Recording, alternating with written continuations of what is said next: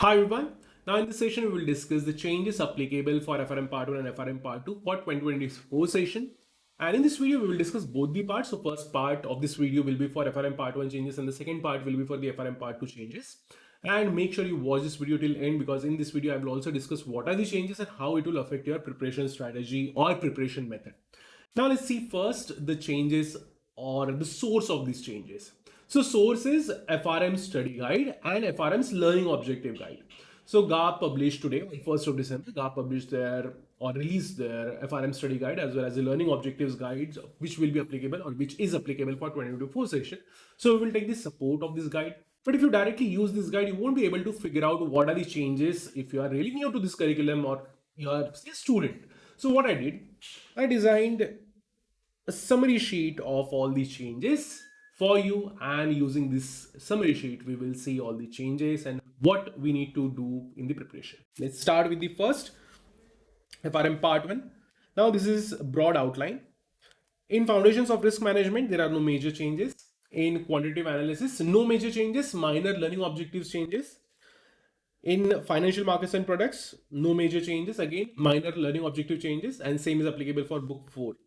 Here I can say like learning objective changes. In one chapter there are slightly more changes, but still we can call this as minor only.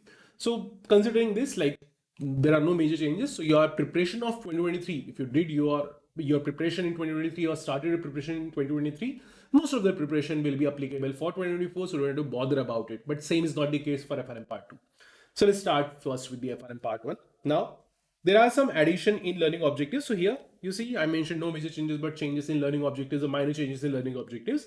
So here we have some minor changes. So in learning objective we have addition in learning objectives. So in chapter number 14 of quants machine learning there is addition of learning objective, and this learning objective is compare and apply two methods for rescaling variables in data preparation. So previously this learning objective was not there, but the content was presented in GARP's book. Now see what happens when GARP designs learning objectives sheet or statement. Generally it is not right way to say, right thing to say generally. In some cases they miss some learning objectives. So most probably in previous session, in 2023 session, they missed this learning objective because in 2023, this particular chapter was new chapter. Also this machine learning and prediction.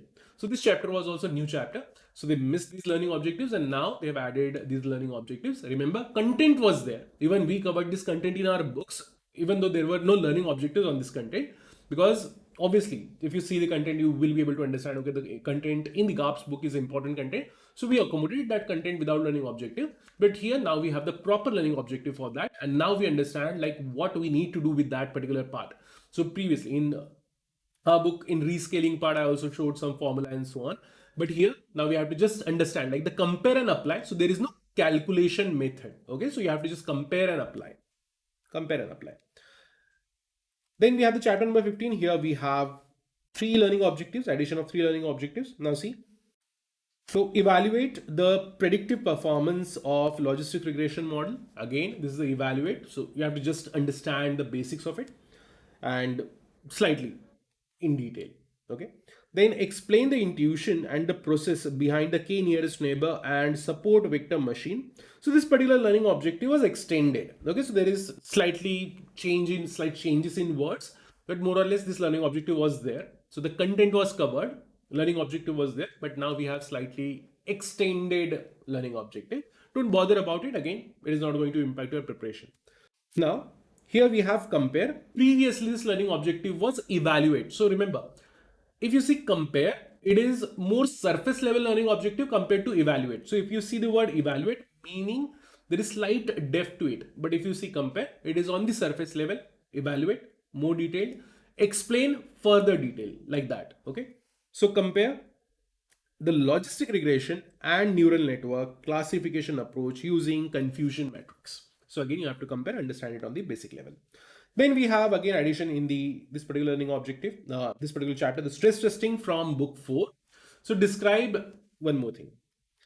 I removed changes from this particular subject because changes were so normal, like the learning objective change, that there was only slight minor changes. So I removed it. Okay, so we are not going to discuss what are changes in book 3. Assume everything applicable, whatever is applicable in the 2023 session is going to be applicable for 2024 session also. So there are no changes for you in book 3. Now in book 4, we have one addition in learning objective. So describe reverse stress testing. Again, the text was there in the GARP's book, as well as like we covered this text, the reverse stress testing part, and describe as an example of regulatory stress testing. Now I will add this particular part because this was missing from book because there was no learning objective, to be honest. Okay, now this particular part will be changed. So chapter number 8. Now in chapter number 11, this is again from book 4, VRM. So you can see which book is this. So VRM. Now here, most of the learning objectives. So here you can see most of the learning objectives are same. Some are deleted and some are added. Okay. So see this. New addition. What is new addition? Remember this. Like explain how to is a new addition. Previously, this learning objective in 2023 was this. Okay. So in 2023, learning objective was compute a bonds YTM given its structure and price. This was 2023. Now in 2024, you have explain how to compute. So this changes the way we used to deal with this particular concept. But again, in teaching part, we don't bother about this much, like it is the explain to compute or compute only. So even if it is explain how to compute, I, as a teacher, will teach you how to compute, and then only you will understand. But now you have to slightly remember like what are the steps. Okay, so explain how to. So this is the change. Now there is a deletion. This particular learning objective is completely deleted, and there is an addition which slightly like changes the previous learning objective. So you can consider this as a revised learning objective. Now here it is the learning objective is to describe the common assumption made about the interest rate and the interest rate when calculating the carry roll down, and calculate carry roll down under these assumptions. So you have to again the basic thing you have to now know how to calculate. Previously also there was like calculator carry roll down under these assumptions. This particular carry roll down section is among the most complicated part of your FRM part 1 syllabus. Now in chapter number 13, modeling non-parallel term structure, shifts and hedging, we have deletion. So these topics, these learning objectives are completely deleted from the previous 2023 session, and there is addition, and the learning objectives which are added are, so describe the key rate shift analysis and define the key rate 01. Calculate the KR01 of the portfolio given the set of key rates. Apply key rate analysis and principal component analysis to estimating the portfolio volatility. Describe interest rate bucketing approach. Define forward bucket 01 and compare the forward bucket 01 to KR01. And calculate corresponding duration measures given the KR01 of the forward bucket 01. Now understand what is the difference. So previously, maybe this is in GARP's opinion that these learning objectives were not what GARP intended. So GARP redrafted these learning objectives. So if you see the broad outline of the content or the topics are more or less same. It is just somewhere it is calculate instead of analyze, somewhere it is calculate and so on. So these type of changes are there. Nothing much. We can say this is now slightly more calculative compared to the previously. It was mainly describe, define, refine, and so on. Now we have more calculation part. Okay, so this is the change. So now content is same, area is same, topics are same, but now this chapter becomes more calculative compared to what it was previously in 2023 session. Now, chapter 16, option sensitivity measures the Greeks. Now we have the learning objective. There is an addition of learning objective. Calculate the delta, gamma, and vega of the portfolio.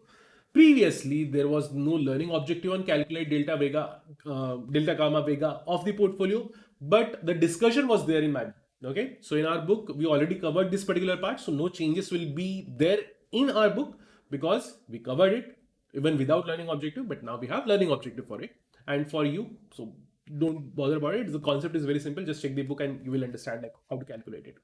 Now, deleted learning objectives. So there is a pure deletion. So in options market, explain the specification of exchange traded stock option contract, including of non-standard products. So this particular learning objective is now removed from your curriculum. Again, very small paragraph, nothing major here. And then interest rate. Describe the overnight OIS. Okay, so overnight index swaps. and distinguish OIS rates from LIBOR swap rate. So this is completely removed. So you're not losing in this particular learning objective. You are not losing in on the knowledge. So this particular learning objective is also covered in FRM part 2. So you will get to see FRM, this particular part in the FRM part 2. Now let's see the next part, FRM part 2 changes. And here, congratulations to those first who clear FRM part 1, and then uh, those who prepared FRM part 1, part 2 in 2023. So you have major changes, really major changes in two subjects. So these are the two subjects, major changes in credit risk and operational risk. And I was saying, like, congratulations for one more thing, because you have new things to prepare. One more thing is, like, if you ask me, in my opinion, now the credit risk, this whole subject is more structured or better structured compared to what it was previously. So previously I had a lot of disagreement with the way the credit risk as a subject was structured. Now they are refining it. Same thing they did in the GARP did in 2023 with operational risk. So operational risk was refined in 2023. Market risk is really good, no problem. Investment risk, possibility of refinement is there, but yeah, they will do maybe in 2025. But this was much needed. And finally, we have here, if you have prepared credit risk in 2023, then you have to prepare credit risk again in 2024 completely from zero. Okay. Now see here. Market risk, no changes. Liquidity, no changes. Investment, no changes. Current issues, as usual. Every year you will get all new topics. So here we have all new topics. Now major changes in credit risk and the operational risk, and we will see these changes. Now let's see which are the topics deleted from the syllabus. So chapter number 1, 2, that is a credit decision, credit analysis, most useless topics of your syllabus. Okay, very lengthy topic for very basic discussion. Why useless? Like, from FRM part 2's perspective, these topics were very basic. That's why I'm saying useless. Okay, otherwise these topics were useful. Now, spread risk and default intensity models, credit risk and credit derivatives, rating assignment methodologies, credit scoring and retail credit risk management, the credit risk transfer markets and their implications, and this particular part, the understanding the securitization of subprime mortgages. One more thing, in the end, all, just assume, like, all or most of securitization topics are removed from the syllabus. In old syllabus, we had approximately 3 or 4 topics on securitization. Now you have only one topic on securitization. So here in this particular sheet, I guess I skipped deletion of those topics, but don't worry. So 3 topics deleted, which were based on the securitization. So let's see the topics which are added here. First, the fundamentals of credit risk. This talks about the basics of credit risk. This is kind of a replacement for these 2 topics. So these 2 topics are replaced with the fundamentals of credit risk. And what is the source of this particular chapter? So GARP's book. Okay, so GARP's book, as in the GARP's original publication, and it is not from the author, different author. This is from GARP. Second is the governance. Again, a replacement of these 2 topics. So some part of fundamental credit risk and governance will combine. If you combine these 2 discussions, you will get the different approach, but again, the replacement of these 2 topics. Then we have new author. I don't know how to pronounce it. You just read it and pronounce it. Okay, so Haney Van Gruening and something like that. So sorry for my pronunciations. Now here we have chapter which is credit risk management. And here you have new discussion which is on the IFRS 9 and so on. Then again, new author, Michaelis Duepons, whatever is the name. And here the chapter is Introduction to Credit Risk Modeling and Assessment. And this is the replacement of this chapter. Credit risk assignment methodology. You can consider like these 3 chapters are replaced in the series of chapters. Okay. So Introduction to Credit Risk Modeling and Assessment. Then credit scoring and rating. Then Aswath Damodaran, the previous author of FRM Part 1, FRM Part 1's country risk chapter. So now we have same chapter, the country risk chapter of FRM Part 1 in FRM Part 2. But remember, we have country risk in FRM Part 1 also. But that country risk in FRM Part 1 is coming from the original source of GARP. And in FRM Part 2, country risk is coming from the Aswath Damodaran's country risk book. Okay. So this is the difference. So country risk is now covered in 2 parts. So FRM Part 1, FRM Part 2. but again, the sources are different. So you will see the approach taken by author Aswad Damodaran is different. Very famous author. You can search him on YouTube, and a lot of information is shared by Aswad Damodaran. Now, John C. Hill, we have estimating default probabilities. This is new introduction from John C. Hill. Then we have credit value at risk. This is again the replacement of CVA chapter. Then we have credit risk, plain credit risk chapter. So here you will see again the CVA, DVA, and all. Again, the credit, just okay. So there is a repetition. Then credit derivatives, the detailed discussion on credit derivatives. Then we have John Gregory. Previously also we had John Gregory as an author, but now we have new topic from him. So right now also in credit risk we have approximately 5 to 6 topics from Gregory only. But now this chapter 2 from this book, same book, is added in part 2 syllabus, the derivatives, and one more chapter is added, the central clearing. Okay, so these 2 chapters are in addition. So total 1, 2, 3, 4, 5, 6, 7, 8, 9, 10, 11, 12. 12 additions. 1, 2, 3, 4, 5, 6, 7, 8, 9, 10, 11. I'm counting 3 because I said I forgot to mention these 3 topics here. But approximately, so 11 topics. 11. 3, 6, 7, 8, 9, 10, 11. Yeah, 11 topics deleted, 11 topics added. Again, very different approach which is used in the books compared to what it was previously. You can consider the syllabus is slightly more structured now. Again, still the possibility of refinement is there, but yeah.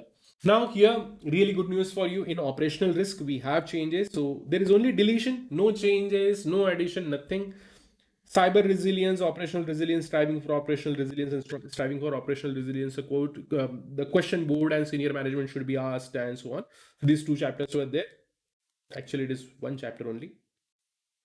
In the GARP's chapter list, this chapter is added twice. Okay, so overall 3 deletions, really good. Now we have a lesser load to finish in FRM part 2, and in current issues we have all new syllabus like as usual. So first part is on current events in our banking sector, which is on the supervision and regulation of Silicon Valley Bank, SVB.